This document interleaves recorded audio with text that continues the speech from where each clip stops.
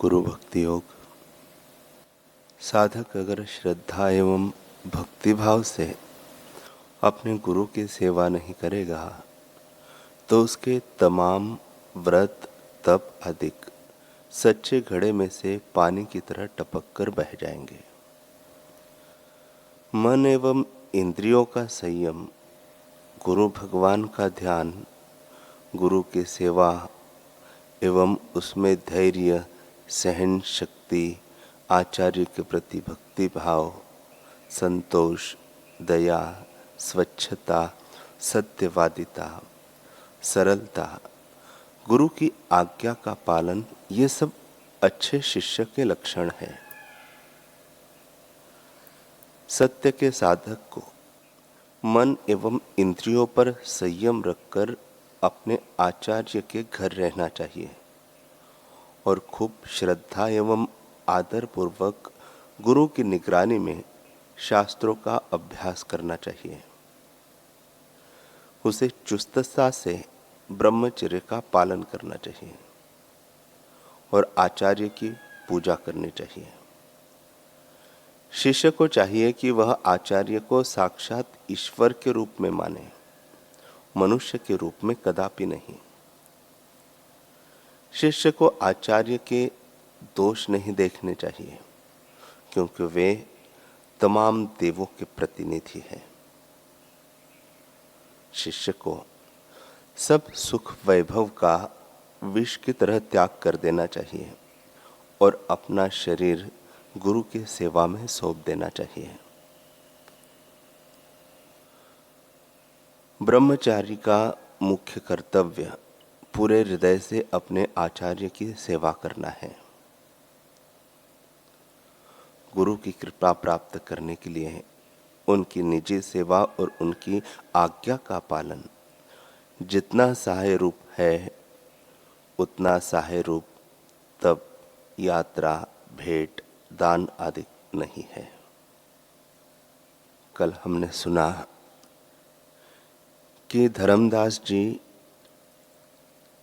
कबीर जी से कहते हैं कि प्रभु मुझे शिष्य बनाकर ज्ञान उपदेश दीजिए। तब कबीर जी ने कहा, प्रथम आप अपने गुरु से प्रार्थना करें, यदि वहां से उपदेश नहीं मिला तो मैं अवश्य उपदेश दूंगा। धर्मदास जी ने फिर पूछा, इस दास को फिर दर्शन कब दोगे? कबीर जी कहते हैं, संतों के बीच मेरी खोज करें, वही मेरे दर्शन होंगे। धर्मदास जी अपने गुरु के पास गए और उनका पूजन कर प्रश्न किया कि प्रभु परमात्मा का स्वरूप कैसा है, वह उसे कैसे पाए? ऐसा गूढ़ प्रश्न सुन महात्मा रूपदास जी ने कहा कि आपका प्रश्न अति उत्तम है, किंतु इस प्रकार के आत्मज्ञान की प्रक्रिया जानने वाले महान समर्थ पुरुष संसार में बहुत थोड़े हैं। पूर्व पुण्य के उदय से ही ऐसे आत्मज्ञानी महापुरुष के दर्शन होते हैं। जिन महापुरुष ने आपको यह उपदेश दिया है, आत्म कल्याण के लिए आप उन्हीं की शरण में जाएं। गुरु सम्मति पाकर धर्मदास जी प्रसन्न हुए। अब वे सद्गुरु कबीर जी के दर्शन पाने की उत्कंठा से साधु संतों की सेवा में मग्न हो गए। एक दिन उन्होंने पत्नी से कहा, संत कबीर जी सदैव साधु संतों में विराजते हैं। यदि हम संत सम्मेलन करें तो वे अवश्य पधारेंगे। सम्मेलन की तैयारी हुई और संत महात्मा, विद्वान व भक्तजन उपस्थित हुए। इस सुंदर आयोजन से भी सभी प्रसन्न हुए, पर धर्मदास जी को कबीर जी के दर्शन न हुए। वे हर व्यक्ति से पूछते कि आपने कहीं कबीर साहब के दर्शन किए हैं? संत सम्मेलन करके भी कबीर जी के दर्शन न होने से धर्मदास जी व्याकुल हो उठे। सच्चे भक्त के हृदय से निकली पुकार आत्मनिष्ठ महापुरुष के हृदय तक तत्काल पहुंचती है। वह देरी व दूरी कुछ नहीं होती। कबीर जी से अपने अनन्य भक्त की वेदना सही नहीं गई। वे धर्मदास जी के आंगन में आ गए। फिर गुरु पूजन व ज्ञान विषयक प्रश्नोत्तर हुए। धर्मदास जी की सेवा से प्रसन्न हो कबीर जी बहुत दिन तक वही रहे। एक दिन धर्मदास जी ने कबीर जी से मोक्ष के सुगम उपाय का उपदेश देने की प्रार्थना की। उनकी उत्तम जिज्ञासा व धर्माचरण से प्रसन्न होकर कबीर जी ने उन्हें साधु वेश प्रदान कर उपदेश दिया। श्वास श्वास में नाम उच्चारण पूर्वक भगवत स्मृति की एकतांता को स्मरण कहा जाता है। इसका अभ्यास करो। श्वास श्वास में नाम ले, वृथा श्वास मत खोए। ना जाने यह श्वास को आवन होए न होए। जीवन, यौवन, सत्ता या द्रव्य स्थिर नहीं है। सत्संग में बीता समय ही जीवन का महान फल है। जीवन यौवन राजमद, अविचल रहे न कोय। जो दिन दिन जाए सत्संग में, जीवन का फल सोए।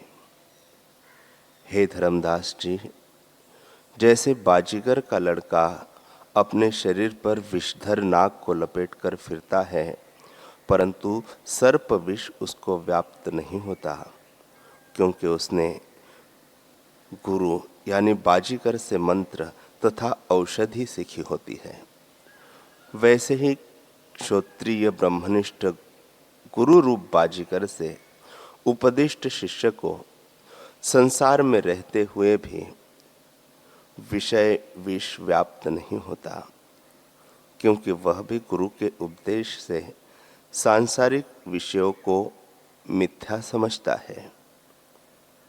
पृथ्वी, जल, तेज, वायु व आकाश, इन 5 तत्वों से निर्मित शरीर के भीतर गुप्त वस्तु परमात्मा का स्थान है।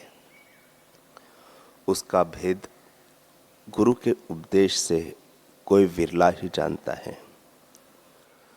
5 तत्व से भीतरे गुप्त वस्तु अस्थान, विरले मर्म कोई पाइए, गुरु के शब्द प्रमाण। फिर कबीर जी ने उन्हें जीव ब्रह्म ऐक्य का ज्ञान, परमात्मा का सम्यक ज्ञान, इंद्रिय निग्रह करने की विधि और आत्म तत्व का रहस्य बताया। इस प्रकार लंबे समय तक धर्मदास जी को नित्य कबीर जी का सत्संग लाभ मिलता रहा। सत्संग सुनकर धर्मदास जी शांत भाव से उसका मनन करते। आंखें खोलने के बाद कृतकृत्य हो अपने सद्गुरु की स्तुति करते। एक दिन धर्मदास जी का समर्पण पराकाष्ठा पर पहुंचा। वे गुरु चरणों में गिरकर बोले कि हे नाथ, मैं गुरु दक्षिणा के रूप में शरीर, मन, वाणी सहित अपना सर्वस्व आपके चरण कमलों में अर्पण करता हूँ। धर्मदास जी की उत्तम भक्ति, सेवा, जिज्ञासा व पूर्ण समर्पण देखकर सद्गुरु कबीर जी ने पूर्ण गुरु कृपा बरसाई और धर्मदास जी आत्म स्वरूप में प्रतिष्ठित हो गए। गुरु आज्ञा से धर्मदास जी निर्लेप होकर लोक मांगल्य के कार्यों में लगे रहे। समय पाकर अपने सुपुत्र श्री मुक्तामणि नाम को अपना सर्व कार्यभार सौंपकर वे अपने सद्गुरु सहित जगन्नाथपुरी गए। वहाँ ज्ञान चर्चा तथा आत्म सुख में रमण करते हुए धर्मदास जी ने नश्वर शरीर का परित्याग किया।